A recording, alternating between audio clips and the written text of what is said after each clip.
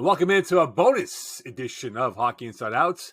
And let's talk about Canadiens Slafkovsky. He's not going to the World Juniors this Christmas holiday season. Are you surprised by the Canadiens' decision to go with this route than have him play in the World Juniors? I'm not surprised, and I'm actually quite happy that they are keeping him around. Here's a young kid that's just trying to find his way, in the NHL, and obviously, with time, he's going to hopefully figure out that be ready after you move the puck because somebody's going to finish your check on him. Because I think every game, everybody's going, oh no, here we go again. He's puts himself in a vulnerable place and not prepared for the hit, but. The bottom line with a young kid like this, he's averaging over 12 minutes a game. They're giving him a little more opportunity to show what he can show. They're being patient with him. The progress is happening. Yes, there's some growing pains in a number of areas, but I think the main point here is the kid is going in the right direction. And listen, he's going to taste what the NHL long grinding season is all about. So. Keep him in the mix. Keep giving him the opportunity to see what it's all about. Let him learn from every experience that he can experience, both on and off the ice, and that's going to help in moving the process forward for making this kid a better NHLer sooner than later. Yeah, if he was having issues with like his confidence, or he looked like he wasn't belonging in the NHL, and the Canadiens were trying to find a way to get him going a little bit, it would make more sense to send him to the World Juniors. But right now, Slafkovsky's learning NHL habits, and it took some time, right? There's still some issues in his game that need to be worked out, but he's working with Adam Nicholas every day. He's working with Martin St. Louis every day. We see the progress in his game. We see him slowly becoming an NHLer, growing into his 18-year-old but gigantic body. And going back to play junior hockey, I think would maybe bring some of those junior habits back. And I don't think that would be necessarily the best thing for him. Would he be confident and dominate? Probably. But does he need that as part of his development? I don't think the answer is yes to that. I do like this decision that he's going to stay with the big club. I think it also shows like confidence in him, right? I think people freak out every time he's demoted a little bit. I know he was sent down to the fourth line in favor of Richard in the last game against Arizona, but he played decent hockey the game before. Sometimes he's going to have an off game, and he's going to get sent down to the fourth line, and then he'll have to work his way back up, and that's fine. I think the fact that they're sticking with him and not saying he needs to go tells Slafkovsky, even though he doesn't need a boost of confidence, that this organization is very confident in him being an NHLer for this whole season, and that's great. Yeah, he's been playing with men. I don't think there's anything for him to gain by going back and playing with boys. He had a bad game in Arizona. I thought that was his first worst game in probably 10, 12 games at least. He was pretty bad. He got bounced down a line or two, which is what happens when you're pretty bad, unless your name is, Mario Lemieux or something. And he'll come back from that. The progress in anything is never a straight line. I think people think it is. So when they see him have a bad game like he had in Arizona, they think, oh, the sky is falling. Well, it's not. With an 18-year-old like this, it's 3 steps forward and 2 steps back, and it's going to take patience. But until then, like as overall, I would say over the last month before Arizona, he seemed to be improving by leaps and bounds. I don't think there's any question he belonged here. I would rather keep him away from that junior tournament and, the overhype and everything, especially in this country, which he would hear if he was playing there.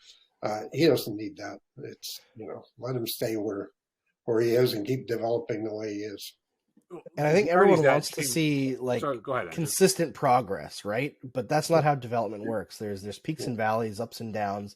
You just want to see like the general trend being up, and that's very clear with Slaf that is the trend, right? Like we've talked about it over and over on this show, that every couple games he brings something new out that we didn't see before, or he starts doing the right thing in situations that we haven't seen earlier in the season.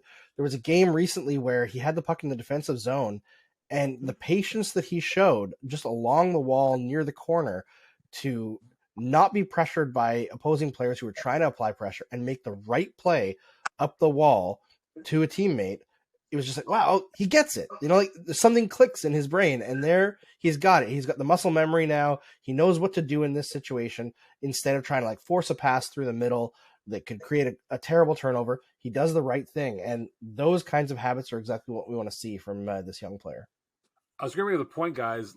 Shane Wright's going to be in the World Juniors for Team Canada, be the captain, and be the face of that country. Let's say Yuri Slafkovsky was the 4th pick by Montreal. Is he playing in the World Juniors compared to him being the 1st pick and here with the big club?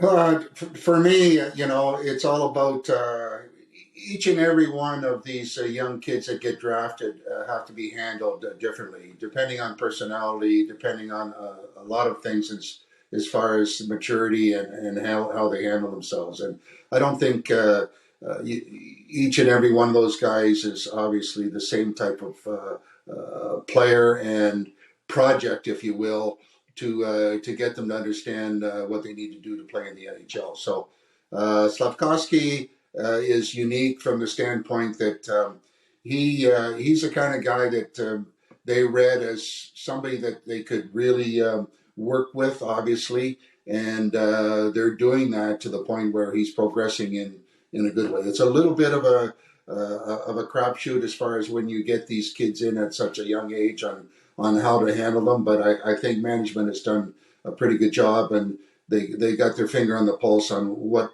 works, what doesn't work, and so far I think it's obviously the right move with Slafkovsky. Yeah, I think Shane Wright's also a very specific example too, because he's at 8 games played right now for Seattle, and I think that they are bending over backwards to find any possible way not to make a decision on sending him back to junior. He's got one more NHL game left before they have to make that decision, and they put him in the AHL for a bit on a conditioning stint. They've healthy scratched him for most of the season, which is crazy from a developmental standpoint. But he seems to still be finding his way and developing as a young player. He seems to have a good head on his shoulders. But I don't think the Canadiens would put a player in that situation under this current management group. It's just been too much uncertainty for an 18-year-old player. And again, I'm guessing Shane Wright doesn't know where he's going to play when the World Juniors are over, if he's going back to junior or if he's going to play with Seattle. Yeah, I think I don't know Wright other than his post-draft behavior, which I thought was pretty immature. But I look back at the last 2 high draft picks the Habs had, and Galchenyuk and Galchenyuk, and whatever success or failure they've had, the thing that stands out to me with Slafkovsky is he's much more mature than they were at 18. Galchenyuk, he's probably more mature than Galchenyuk is today, but he's got a very sunny disposition. He seems to be always in a good mood. He's up, he's talkative, he's engaged. He wants to be here. He doesn't seem at all overwhelmed or intimidated by the market. And that stuff, that's at least as important as what's happening on the ice. The other guys, I think Galchenyuk got way too overconfident too soon. People talk about him in his second year, telling other young players what they should be doing, things like that.